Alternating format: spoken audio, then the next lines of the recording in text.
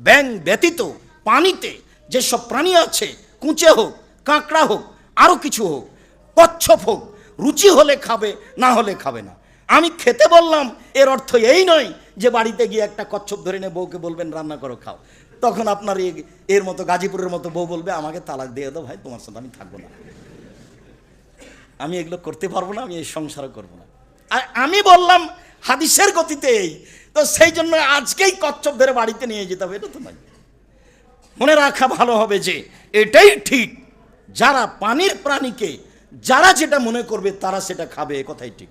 আপনি তো ব্যাঙচি খান না, কোনো দিকে খাই, আপনি তো চিংড়ি মাছ খাচ্ছেন, কোনো দিকে বলছে এটা পোকা। তা অতএব এটাই ঠিক, মাছ যেটা সেটা খাবে, যার যেখানে রুচিতে কুলায়। ব্যাঙ টোটালেই নিষেধ, এ ব্যতীত যার যা রুচি হয়, সেটা কুমির হোক, আরও কিছু হোক, সেটা উভয় প্রাণী হোক, সেটা পানির প্রাণী হোক, সেটা স্থানের প্রাণী হোক, পানিতে থাকে তো, স্থলের প্রাণী হোক, পানিতে থাকে তো। অতএব আপনার রুচি হলে খাবেন, এ কথাই ঠিক।